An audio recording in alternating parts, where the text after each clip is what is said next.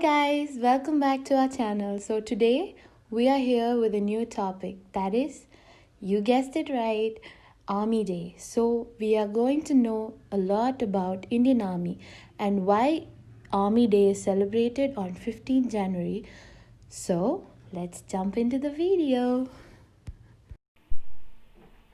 The Indian Army is the land-based branch and the largest component of the Indian Armed Forces.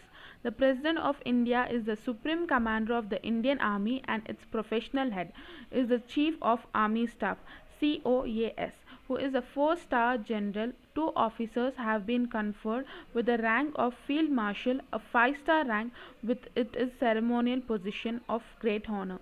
The Indian Army originated from the armies of the East India Company, which eventually became the British Indian Army and the armies of the princely states, which were merged into the National Army after independence.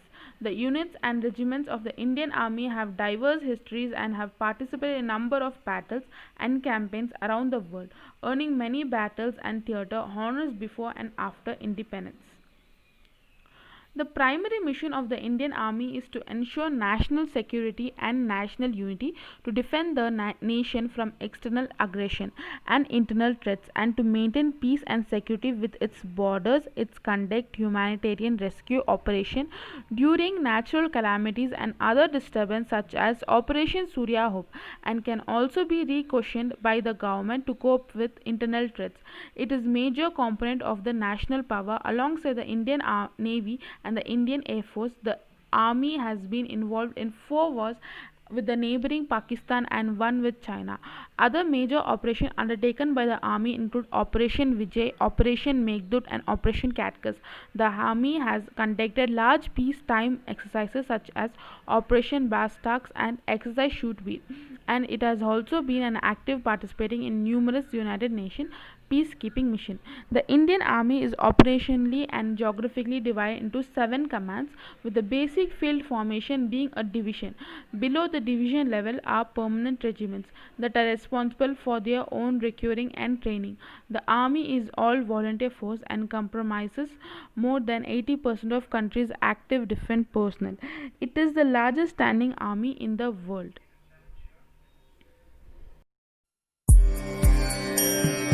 Vande Mataram, Vande Mataram, Sujalam Sufala, Malayaja Sheetala, Sasya Shyamala Mataram, Vande Mataram,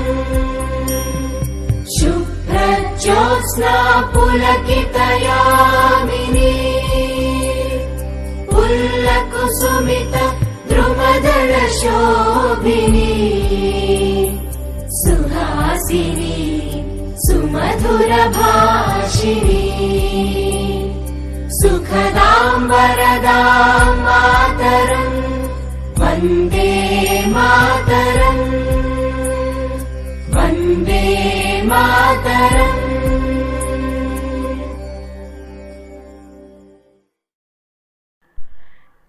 In 1776, a military department was created within the government of the East India Company at Kolkata. Its main function was to record orders that were issued to the army by various departments of the East India Company for the territories under its control. With the Charter Act of 1833, the Secretariat of the Government of the East India Company was recognized into 4 departments, including a military department.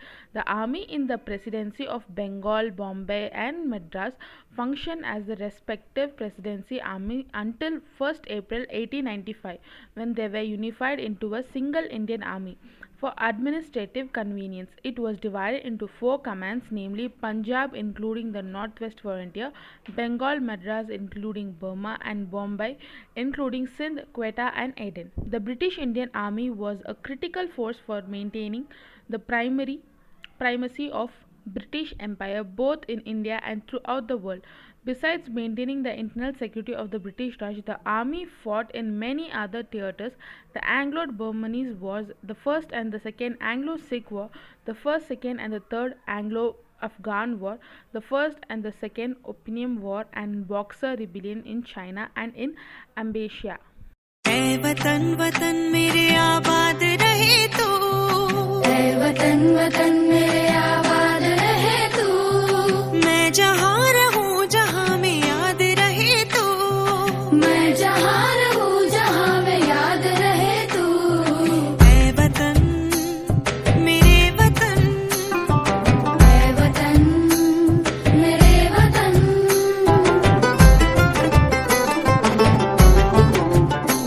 तू ही मेरी मंजिल है पहचान तुझी से, तू ही मेरी मंजिल है पहचान तुझी से, पहुँचूं मैं जहाँ भी मेरी बुनियाद रहे तू, पहुँचूं मैं जहाँ भी मेरी बुनियाद रहे तू, ऐ वतन मेरे वतन, ऐ वतन मेरे वतन,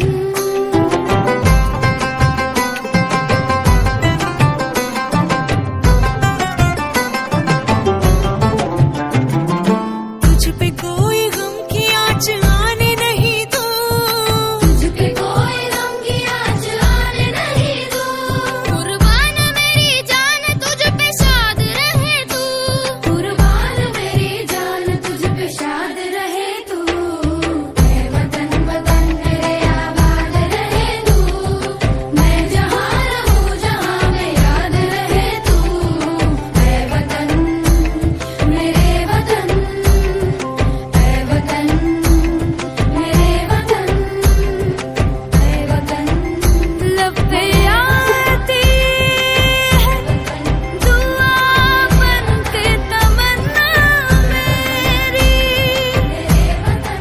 जिंदगी शम्मा की सूरत हो खुदाया मेरी, जिंदगी शम्मा की सूरत हो खुदाया मेरी, ऐ वतन मेरे वतन, ऐ वतन मेरे वतन। Indian independence. Upon the partition of India and Indian independence in 1947, the 4 of the 10 Gurkha regiments were transferred to the British Army. The rest of the British Indian Army was divided between the newly created nations of India and Pakistan. The Punjab Boundary Force, which has been formed to help police and the Punjab during the partition period, which was disbanded. The headquarters Delhi and the East Punjab Command were formed to administrate the area. The departure of virtually all senior British officers following independence and their replacement by Indian officers meant many of the latter held acting ranks several ranks above their substantive ones. For instance, S.M. Sringesh, the ground forces commander of Indian forces during the First Indo-Pak War of 1947 to 49, and the future third COAS, was the first an acting major general and then an acting lieutenant general during the conflict, while holding the substantive rank of the major, and only received a substantive promotion to the lieutenant colonel. In August 1949, Gopal Gurunath Bhuva, the first future 9th COAS, was an acting colonel at the promotion of the substantive major form substantive captain in 1949, while future Lieutenant General K.P. Candid was an acting brigadier substantive captain at the same time. In April 1949, the former Viceroy Commission officer were redesigned Junior Commission officer, while the King's Commission Indian officer and the Indian Commission officers, along with the former Indian other ranks, were respectively redesigned as the officers and other ranks. Army Day is celebrated on 15th January every year in India in the recognition of Lieutenant General K.M. Carapace taking over as the first Commander-in-Chief of Indian Army from General Sir Francis Butcher, the Indian British Commander-in-Chief of India, on 15 January 1949. With effect from 26 January 1950, the date India became a republic, all active duty Indian Army officers formerly holding the King's Commission were recommissioned and confirmed as the substantive ranks.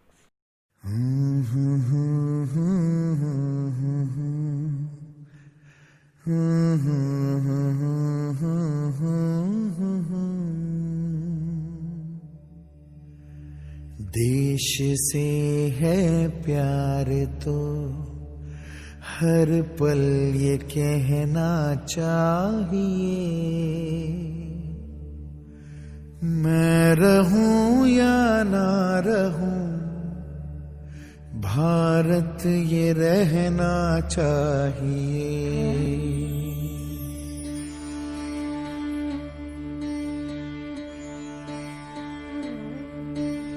देश से है प्यार तो हर पल ये कहना चाहिए, मैं रहूं या ना रहूं भारत ये रहना चाहिए। सिलसिला ये बाद मेरे यूं ही चलना चाहिए, मैं रहूं या ना रहूं भारत ये रहना चाहिए।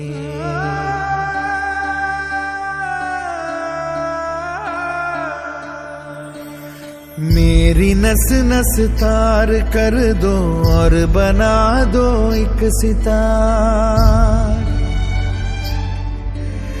राग भारत मुझ पे छेड़ो झंझनाओ बार बार। देश से ये प्रेम आँखों से छलकना चाहिए, मैं रहूं या ना रहूं भारत ये रहना चाहिए।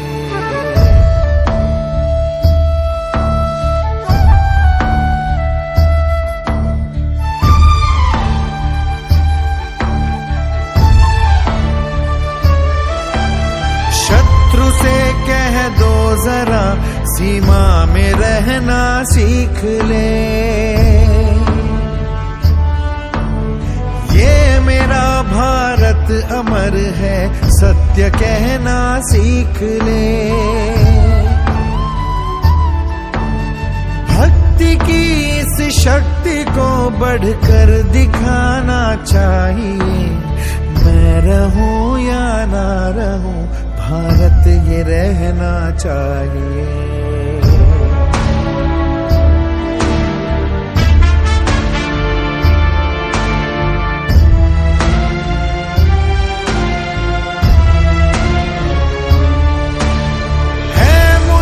सौगंध भारत है मुझे, भूलूं ना एक क्षण तुझे, रक्त की हर बूंद तेरी है तेरा अर्पण तुझे। युद्ध ये सम्मान का है मान रहना चाहिए, मैं रहूं या ना रहूं भारत ये रहना चाहिए, मैं रहूं या ना रहूं भारत ये रहना चाहिए, मैं रहूं या ना रहूं भारत ये रहना चाहिए,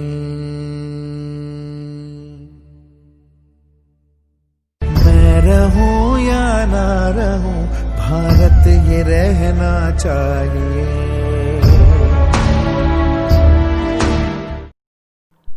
World Wars. The Kitchener Reform brought the Indian Army to the new country. In the 20th century, the British Indian Army was a crucial adjunct to the British forces in both World War.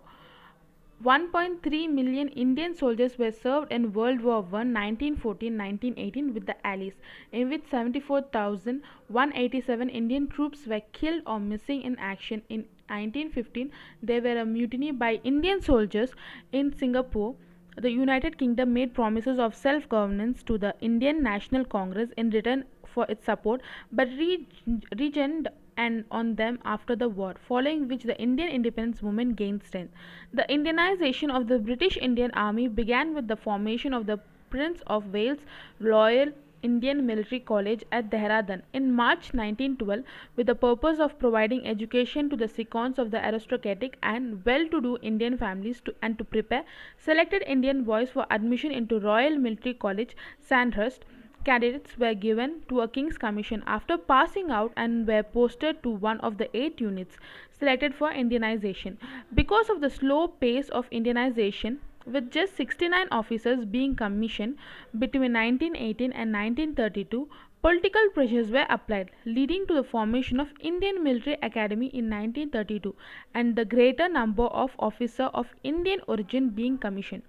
In the World War II, Indian soldiers fought alongside the Allies. In 1939, British officials had no plan for the expansion and training of Indian forces, which comprised about 1,30,000 men. In the addition, there were 44,000 men in the British units in India in 1939, whose mission was internal security and defense against a possible Soviet threat through Afghanistan. As the war progressed, the size and the role of Indian armies expanded dramatically, and the troops were sent to battlefronts as soon as possible. The most serious problem was lack of equipments. Indian units served in Burma, where in 1944 to 1945, the 5 Indian division were alongside engaged with one of the British and their African division. Even larger number operated in the Middle East. Some 87,000 Indian soldiers died in the war.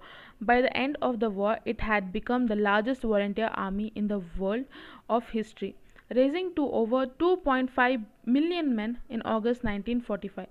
In the African and the Middle East campaign, captured Indian troops were given a choice to join the German army, eventually liberate Indian from the Great Britain instead of being sent to POW camps.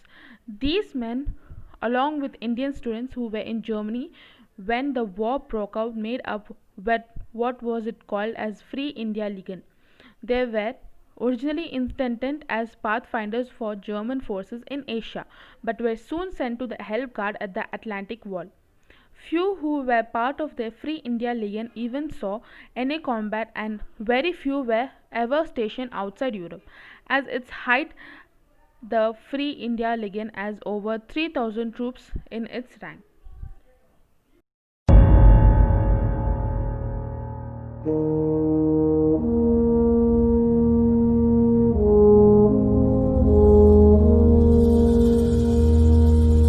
तलवारों पे सरवार दिए, अंगारों में जिस्म जलाया है, तब जाके कहीं हमने सर पे ये केसरी रंग सजाया है।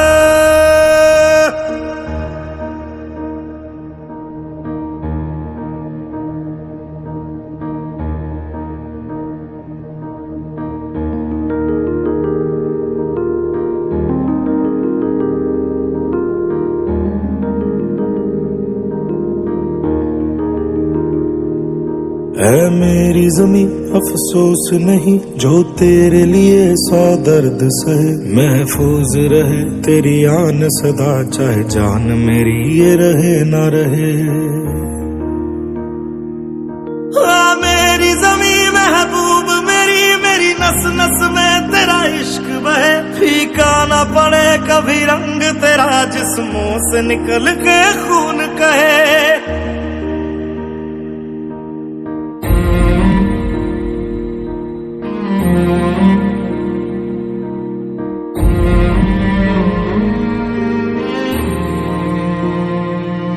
तेरी मिट्टी में मिल जावा, गुल बन के मैं खिल जावा, इतनी सी है दिल की आरज़ू। तेरी नदियों में बह जावा, तेरे खेतों में लहरावा, इतनी सी है दिल की आरज़ू।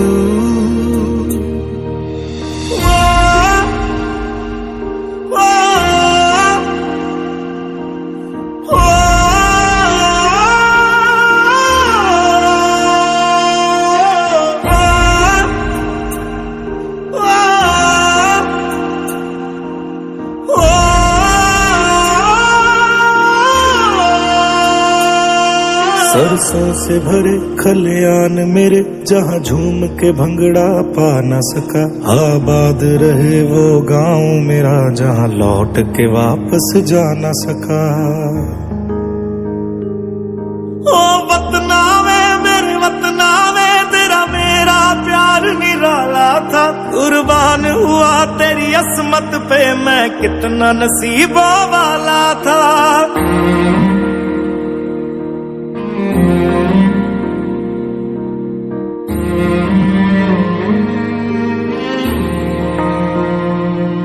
तेरी मिट्टी में मिल जावा, गुल बन के मैं खिल जावा। इतनी सी है दिल की आरज़ू, तेरी नदियों में बह जावा, तेरे खेतों में लहरावा। इतनी सी है दिल की आरज़ू।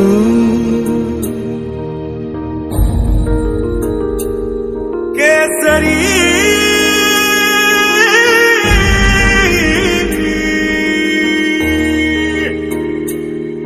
ओ हीर मेरी तू हंसती रहे, तेरी आंख घड़ी भर नम ना हो। मैं मरता था जिस मुखड़े पे, कभी उसका उजाला कम ना हो। ओ माई मेरी क्या फिक्र तुझे, क्यों आंख से दरिया बहता है। तू कहती थी तेरा चांद हूँ मैं, और चांद हमेशा रहता है। तेरी मिट्टी में मिल जावा, गुल बन के मैं खिल जावा। इतनी सी है दिल की आरज़ू, तेरी नदियों में बह जावा, तेरी फसलों में लहरावा। इतनी सी है दिल की आरज़ू।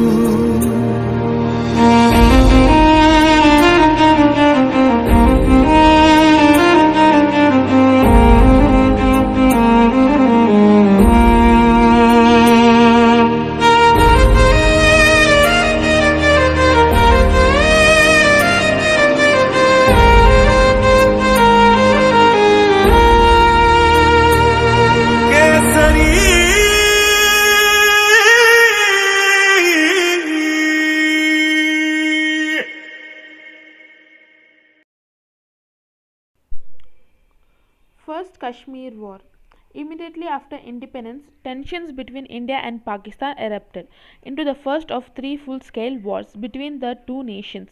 Over then princely state of Kashmir, the Maharaja of Kashmir wanted to have a standstill position. Since Kashmir was a Muslim majority state, Pakistan wanted to make Kashmir a Pakistani territory. As a result, Pakistan invaded Kashmir on 27th October 1942, causing Maharaja Hari Singh to look to India, specifically to Lord Mountbatten of Burma, the Governor General, for help. He signed the Instrument of Accession to India on 26 October 1947. Indian troops were airlifted to Srinagar from 27 October dawn onwards. The contingent included General Timaya, who distinguished himself in the operation in the year and followed became a chief of the Indian Army. An intense war was waged across the state, and former comrades found themselves fighting against Pakistan. So Pakistan suffered significant loss.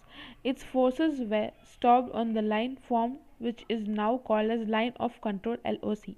An uneasy peace sponsored by the UN returned by the India of 1948, with Indian and Pakistan soldiers facing each other across the line of control, which has since divided. India held Kashmir from the part held by Pakistan. A number of UN Security Council resolutions were passed, with Resolution 47 calling for a plebiscite to be held in Kashmir to determine accession to India or Pakistan. Only after Pakistan withdrew its army from Kashmir, a precondition to the resolution was the Pakistan and India to return to a state of war prior to the conflict. Pakistan would withdraw all tribesmen and Pakistan nationals brought in fight in Kashmir.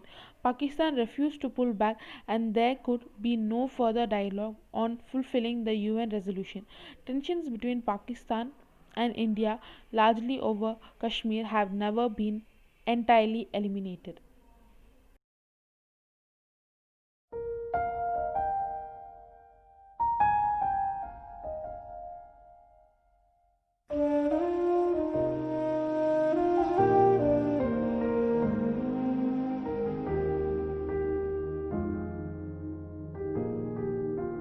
सैकड़ों मेहमान और 500 से ज्यादा staff hotel में फंसे हुए हैं। आसमां में कितने परिंदे, या मुसाफिर या है शहर के, ढूंढते हैं सब अपना मकान। Get through this, we must stick together. पर कोई परिंदा ऐसा पत्थरों में हीरे जैसा भर गया अलग ही बोड़ा।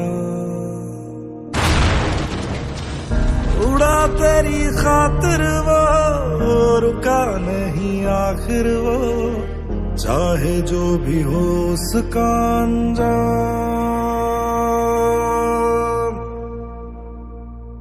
भारत सलाम,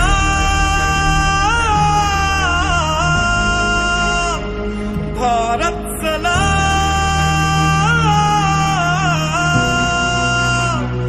भारत सलाम,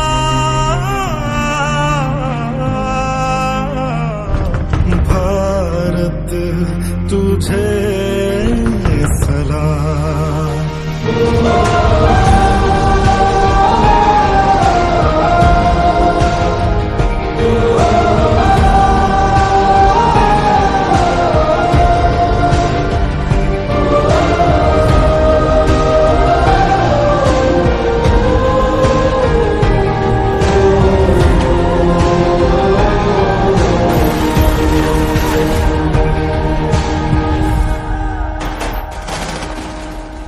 वो उड़ा अंधेरों में पर रुका नहीं, बह गया लहू उसका वो झुका नहीं, टूटा बस बदन उसका हौसला नहीं। घना मौत का साया जो तेरी तरफ आया, कर गया वो उसको अपने नाम। भारत सलाम, भारत सलाम, भारत सलाम, Bharat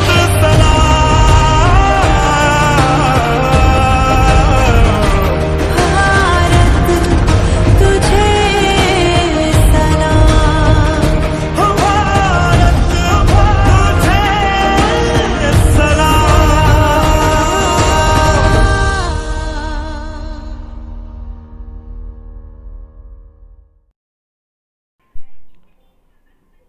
Indo-Pakistani War of 1965. A second confrontation with Pakistan took place in 1965. Although the war is described and inconclusive, India had the better of the war and was the clear winner in tactical and strategic terms.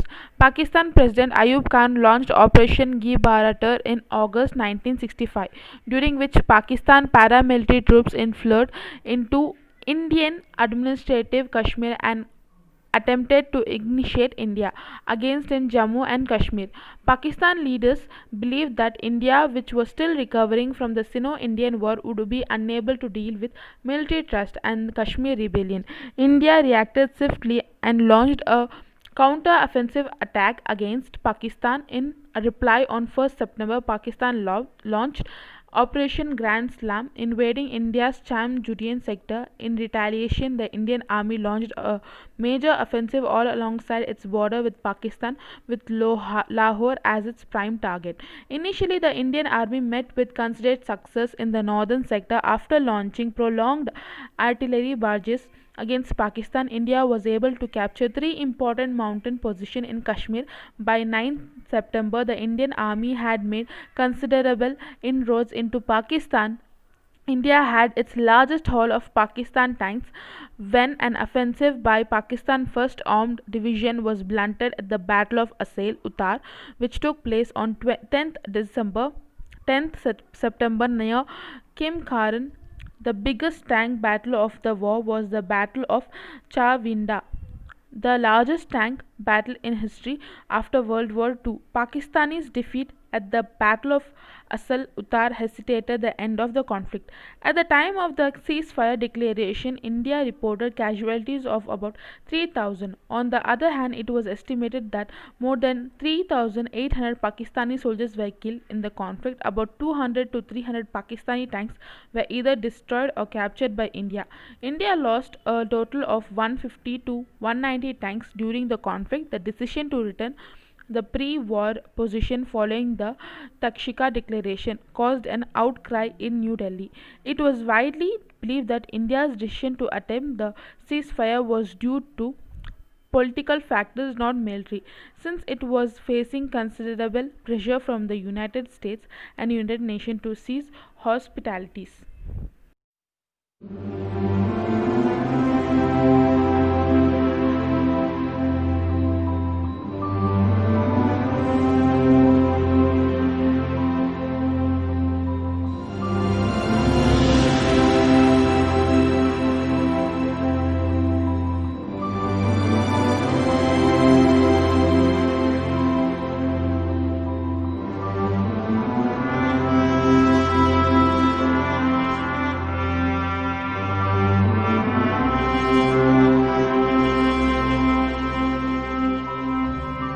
हो सदके मैं जावा मेरी दिल जानिया, मैं शीश झुकावा मेरी दिल जानिया, तेरे नाम जो कर जावा कम है वो।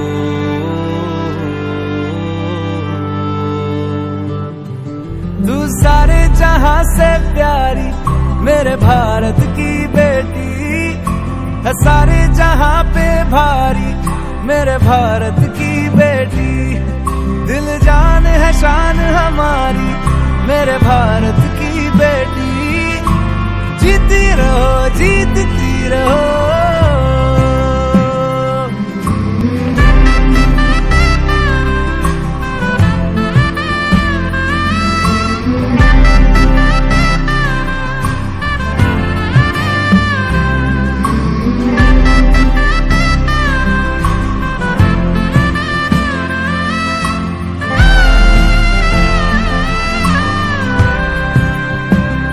जो तेरे नैनों से टपके हर आंसू है अपना, जो तेरे होठों पे ठहरे वो गीत अब अपना,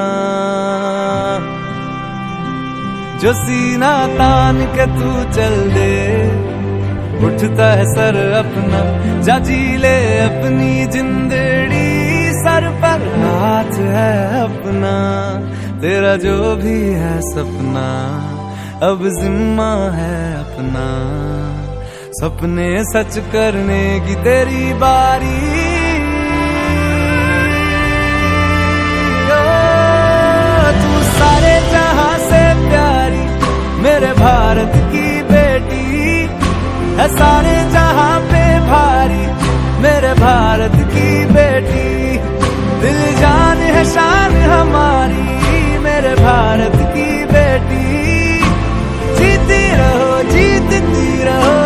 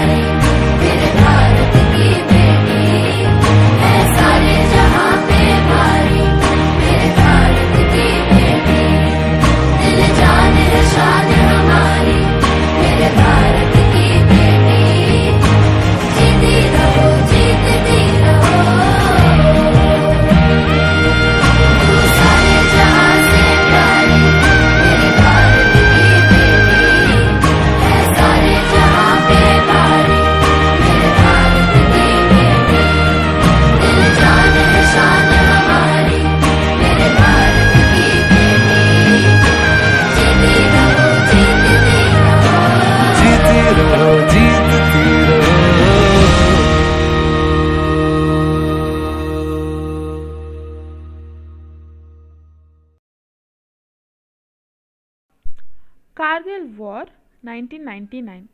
In 1998, India carried out nuclear tests, and a few days later Pakistan responded with nuclear tests of its own, giving both countries nuclear deterrence capability. Although India had tested a hydrogen bomb which Pakistan lacked, diplomatic tension eased after the Lahore summit was held in 1999. However, the sense of optimism was short-lived.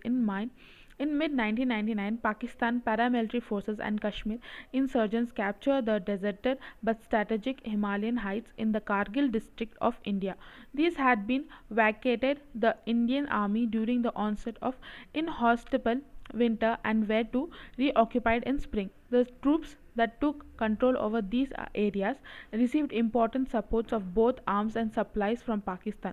Some of the heights under their control were also included the Tiger Hill, overlooked the vital Srinagar-Leh highway NH1A, Batalik and Dras.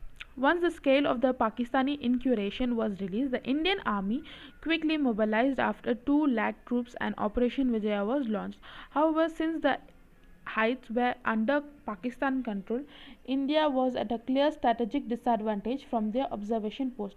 The Pakistan forces had a clean line of sight to lay down indirect artillery fire on NH1A, inflicting heavy casualties on the Indian armies. These were a serious problem for Indian Army as the highway was its main supply route. Thus, the Indian Army's first priority was to recapture peaks that were in the immediate vicinity of NH1A. This resulted in Indian troops first targeting the Tiger Hill and Tolling complex in Dras. This was soon followed by attacks on the Batalik Tutor subsector, which provided access to Sachin Glacier Point 4590, which had the nearest view of the NH1A, was successfully recaptured by Indian forces on 14 June. Though most of the posts in the vicinity of the highway were cleared of the enemy by mid-June, some posts near Dras endured sporadic shelling until the end of the war.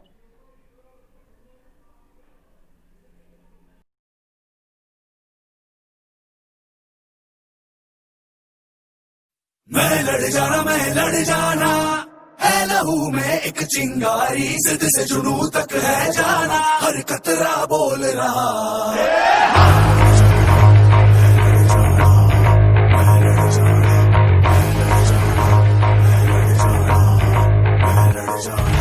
मैं लड़ जाना है लहू में एक चिंगारी, जिद से जुनू तक है जाना, हर कतरा बोल रहा।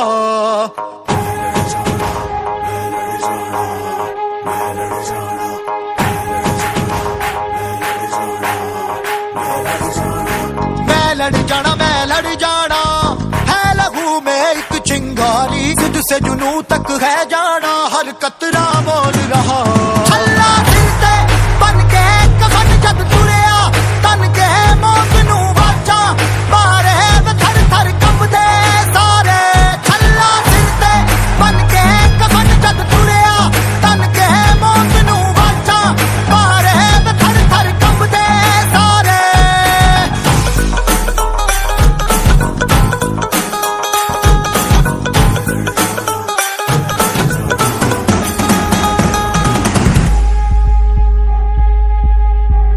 तो बटमालों में अखरोट का बिजनेस करते हैं।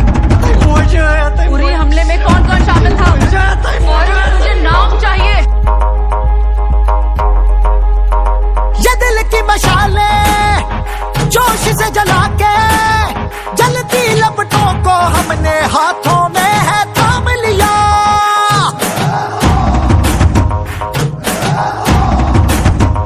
है वो कर जाना के सारा जमाना, फिर देगा मिसाला यारों सबको अपने नाम दिया।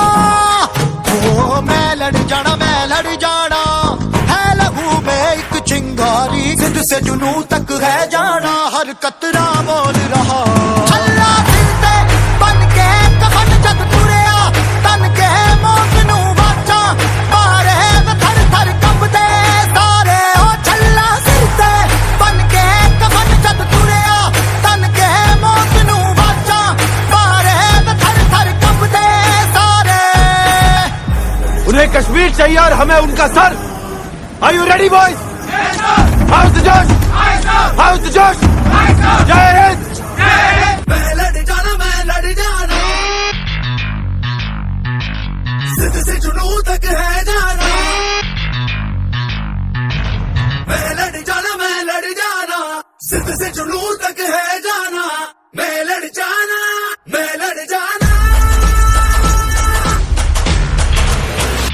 छल्ला सिर ते बन के कफन जग तुरिया तन के मोग नू वाचा मारे मैं थर थर कंबदे सारे। छल्ला सिर ते बन के कफन जग तुरिया तन के मोग नू वाचा मारे मैं थर थर कंबदे सारे।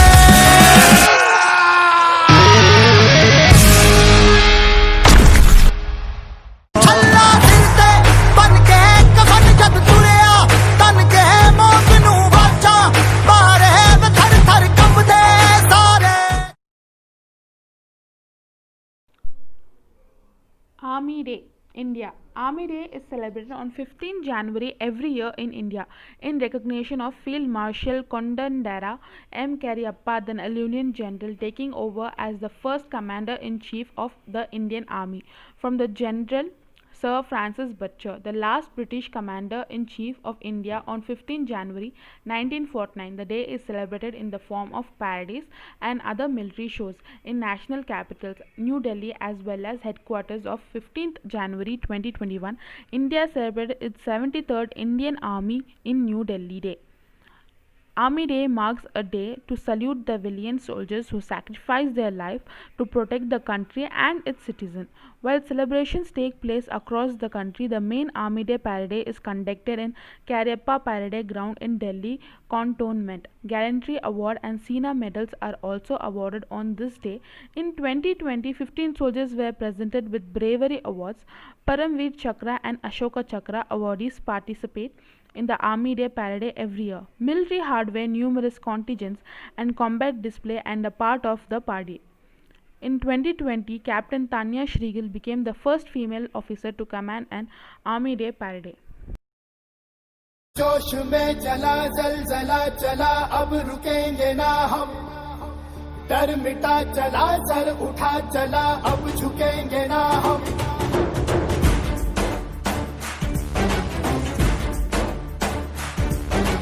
जोश में चला जलजला चला अब रुकेंगे ना हम। डर मिटा चला सर उठा चला अब झुकेंगे ना हम। ओ थारे बास तेरे मारी रे जान लगा देंगे हम। थारे बास तेरे मारी रे दुनिया हिला देंगे हम। आज का पासपोर्ट क्या है? जोश में चला जलजला लग जा गले के फिर ये हंसी रात होना। चलिए साहब। सर उठा चला अब झुकेंगे ना हम। जोश में चला जलजला चला अब रुकेंगे ना हम। डर मिटा चला सर उठा चला अब झुकेंगे ना हम।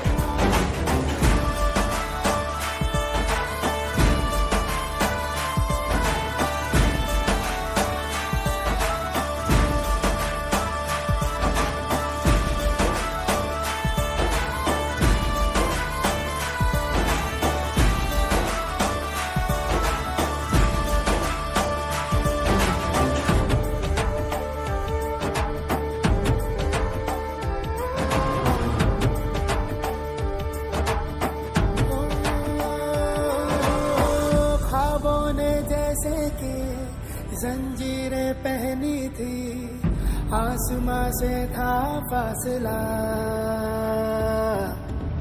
अब राह पक्की है ये बात हक की है, फिर से उठा है हौसला। थारे बात तेरे माड़ी रे जान लगा देंगे हम। थारे बात तेरे माड़ी रे दुनिया हिला देंगे हम।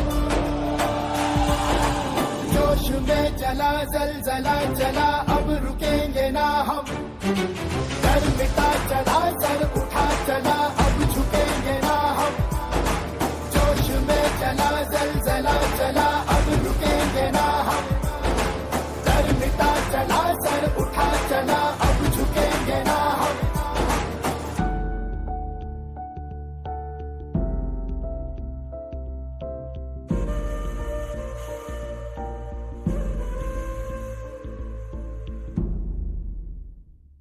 Hope you guys liked our today's video. So now we'll get back to you with more interesting videos like this. See you guys until next time. Bye.